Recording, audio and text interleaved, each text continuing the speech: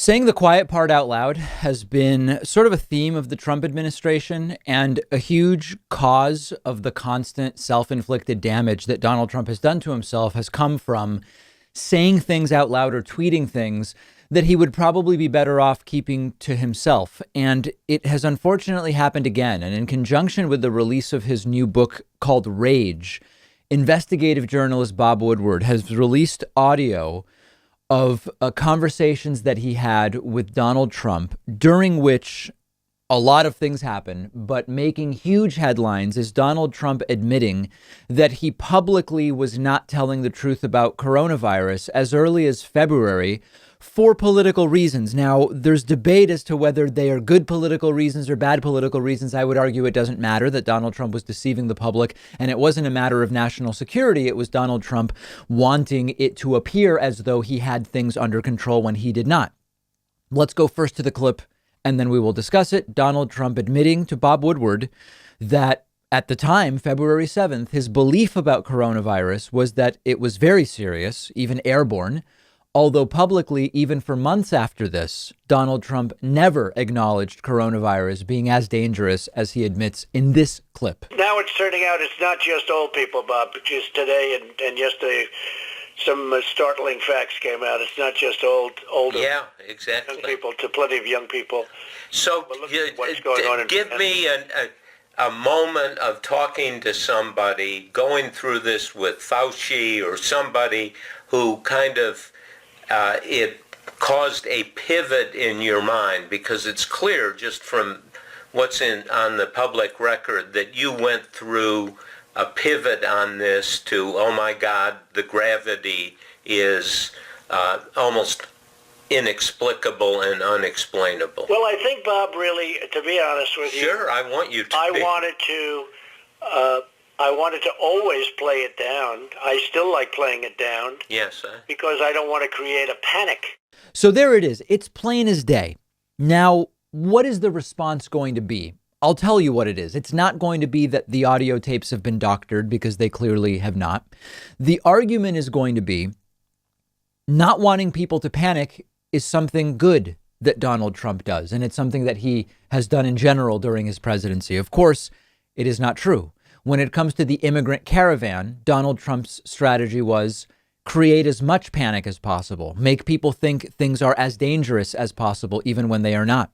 When it comes to Joe Biden's America, the strategy is we want people to panic because it's politically advantageous. So there are people, I don't know that they're all bad faith actors, but they certainly are making nonsense arguments, who are saying this isn't bad. This is Trump saying, hey, I don't want the country panicking, so I am going to do what I need to prevent the country from panicking because panic would be bad. That's not what this is. Donald Trump has no problem with the country panicking when it is politically advantageous. Now, there's other clips here. In this next clip, Trump is talking to Bob Woodward again, and Donald Trump continues to acknowledge that the virus is airborne and it's far more dangerous than Donald Trump ever admitted. And so what was President Xi saying yesterday? Well, we were talking mostly about the virus, and I think he's going to have it in good shape, but, you know, it's a very tricky situation. It goes through air, Bob. That's always tougher than the touch. You know, the touch, you don't have to touch things, right? But the air, you just breathe the air, and that's how it's passed. And so that's a very tricky one. That's a very delicate one. It's also more deadly than your strenuous flus. You know, people don't realize we lose 25,000, 30,000 people a year here. Who would ever think that, right? I know. It's pretty amazing. And then I say, well, is that the same thing? This is more deadly. This is 5 per, this is 5% versus 1% and less than 1%. So this is deadly stuff. Now, at the time when Trump said this to Bob Woodward, publicly, Trump was saying it's like a seasonal flu. It's going to disappear. 15 cases will soon be 0. It is a straight up lie. The only debate is whether the lie was justified for some reason. I think the answer is clearly no. Other interesting things asked by Bob Woodward whether racism is here in the United States in a way that affects people's lives, Donald Trump replied, "I think it is, and I think it's unfortunate, but I believe it is." Do you think there is systematic or institutional racism in this country? Well, I think there is everywhere. I think probably less here than most places, or less here than many places. Okay, but is it here in a way that it has an impact on people's lives? I think it is, and it's unfortunate, but I think it is. So Trump admitting there something that, again, he has refused to acknowledge publicly. And overall, this is a wild book. All sorts of stunning material from Bob Woodward. We're going to talk later about the report in this book that Donald Trump's former Secretary of Defense, Jim Mattis, said to the Director of National Intelligence, Dan Coats, that they may need collective action to remove Donald Trump. We're going to talk later about whether Bob Woodward had a responsibility to make some of these elements public sooner than he did. We're going to get to all of that. But the top line, the big story that there are even legal scholars saying is an impeachable offense, although it's a question mark for me. What do I know?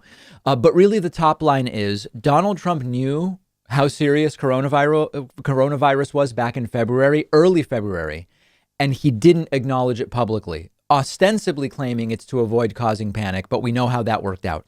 Tens of millions of Americans to this day still don't think this is a serious pandemic because of that early denial campaign by Donald Trump. And meanwhile, and tomorrow I'm going to get to this, there's just so much here.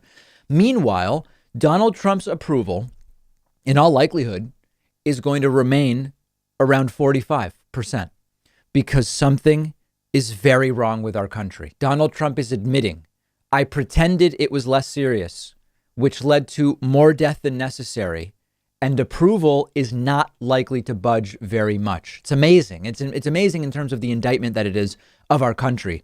Anybody, in my view, who has not left Donald Trump already is probably not going to leave him because of this. But I don't want to get ahead of myself. We're going to get into that tomorrow. Now, meanwhile, you have, and we'll discuss this on the bonus show today, Donald Trump is arguing that he should be considered for the Nobel Peace Prize. And in fact, a far-right Norwegian politician has nominated him for it.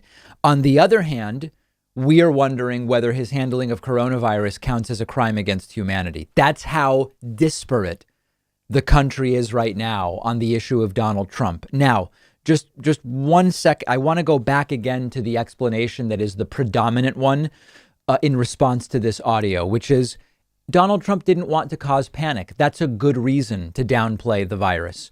That is barely better, even if you believe it. I don't believe it because Donald Trump has no problem causing panic, as I said, when he judges it's politically advantageous. Immigrant caravan, anarchists in the streets, Joe Biden's America. You'll have a depression like you've never seen before. Trump is fine causing panic when it's good for him. But imagine that it is true that Donald Trump didn't want to panic Americans. We had more death than we needed because Americans weren't panicked. In other words, Americans panicking, or what I call taking it more seriously, would have saved lives. And the next few weeks could see all sorts of tapes coming out. There may be more Bob Woodward tapes. Michael Cohen may have tapes. There are all sorts of tapes that could be floating around. But again, really, will it matter? Tomorrow on the program, I will argue no, and we will get to that. But first, let's talk about some of the other allegations in Bob Woodward's book.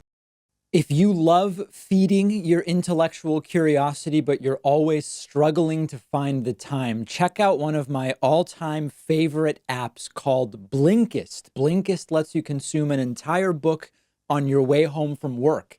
They take thousands of popular nonfiction books, condense each one into text or audio that you can get through in just 15 minutes, and you get all of the important core ideas and information from that book.